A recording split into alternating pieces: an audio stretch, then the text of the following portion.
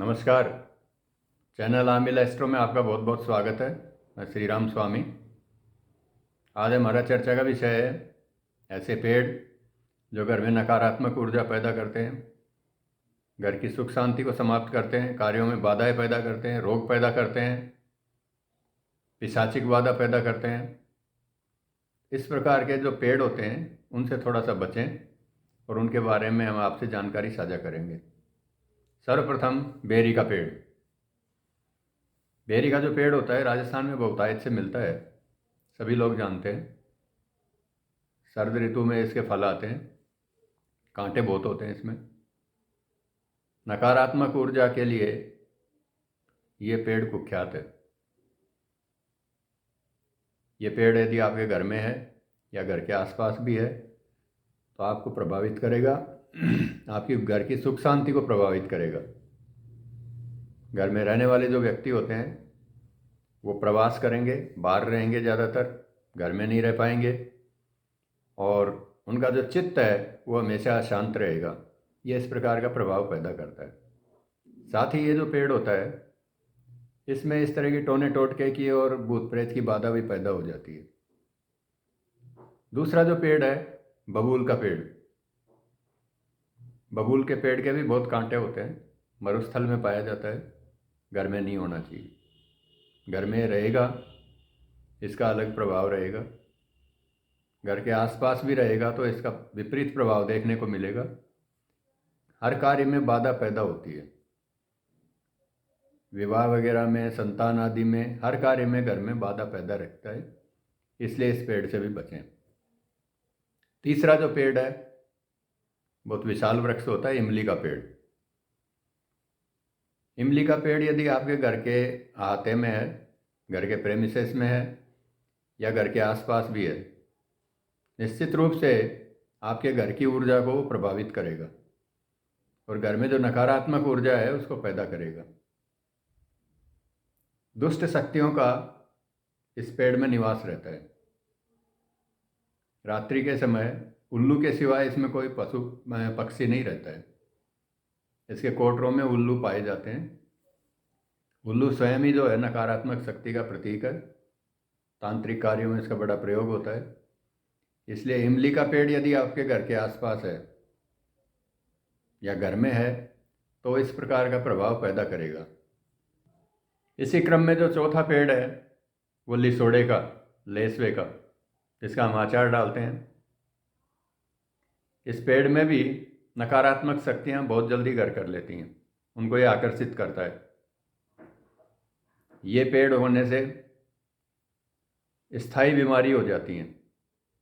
घर में कोई ना कोई व्यक्ति बीमार रहता है और बीमारी जल्दी से ठीक नहीं होती है। उचित उपचार कराने के पश्चात भी बीमारी ठीक नहीं होती है और कुछ ना कुछ बीमारी बनी रहती है। पांचवा जो पेड़ है वो जामुन का पेड़ है। निश्चित रूप से जामुन का जो पेड़ होता है ये घर में नकारात्मक रहता है, इसलिए जामुन का पेड़ नहीं लगाना चाहिए। कार्य का यथेष्ट फल नहीं मिलता है। आप जो मेहनत कर रहे हैं, जो अपनी ऊर्जा का व्यय कर रहे हैं, उसका जो समुचित फल मिलना चाहिए वो फल आपको नहीं मिलेगा और आपकी मेहनत का फल, उसका जो लाभ है वो कोई दूसरा व्यक्ति उठा ले जाएगा। आपको यथेष्ट फल प्राप्त नहीं होगा। इसलिए जो जामुन का पेड़ है ये भी आपके घर के आंगन में या घर के आसपास नहीं होना चाहिए। यह आपको निश्चित रूप से प्रभावित करेगा। अब आज का विचार बिंदु। विचार बिंदु में हम एक और पेड़ के बारे में चर्चा करेंगे, सेमल का पेड़, जिसको सालमली का वृक्ष भी बोलते हैं। सेमल का पेड़ विशाल वृक्ष होता है। ये यदि आपके घर के आसपास रहेगा या घर में रहेगा, निश्चित रूप से इसके शुभ परिणाम नहीं होंगे। भरणी नक्षत्र का ये पेड़ है, इसके ऊपर यम का अधिकार है। तो भरणी नक्षत्र के जो देवता हैं यम है, यम का इसके ऊपर अधिकार है। गरुड़ पुराण में भी इस प्रकार का वर्णन है कि जो यम द्वार है उसके बाद बहुत बड़ा विशाल सेमल का वृक्ष है, शालमली का वृक्ष है।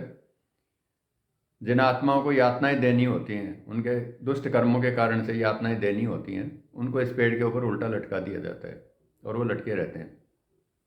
आपने देखा होगा इसके तने के ऊपर छोटे छोटे छोटे छोटे शंकु रहते हैं। यह उन्हीं दुष्ट आत्माओं के प्रतीक हैं। इसलिए ये पेड़ घर में नहीं रहना चाहिए। ये पेड़ यदि घर में रहेगा, अचानक दुर्घटनाएं होना, अचानक समस्याएं पैदा होना, झगड़ा होना, अग्नि दुर्घटनाएं होना, इस प्रकार की समस्याएं घर में बनी रहेंगी। तो हमने आपको इस प्रकार के पेड़ों का बारे में बताया जो नकारात्मक ऊर्जा को अपनी तरफ आकर्षित करते हैं या उसको बनाए रखते हैं। गलती से इन पेड़ों की लकड़ी यदि आपके फर्नीचर में आ गई है या किसी प्रकार से घर में आपने फर्नीचर में इन पेड़ों की लकड़ी को काम में ले लिया है, तो जहाँ ये रहेंगी वहाँ भी नकारात्मक ऊर्जा को आकर्षित करेंगी और समस्याएं पैदा करेंगी। इसलिए इनका खास तौर से ध्यान रखा जाए। क्योंकि जितने भी पेड़ों का वर्णन किया है, ये कोई इमारती लकड़ी नहीं है, फर्नीचर में काम आने वाली लकड़ी नहीं है, सब जलाऊ लकड़ियाँ हैं। इसलिए इनसे जितना बचा जाए उतना बेहतर है। अगले एपिसोड में हम ऐसे पेड़ों के बारे में चर्चा करेंगे जो सकारात्मक ऊर्जा भी पैदा करते हैं और नकारात्मक ऊर्जा को समाप्त करते हैं।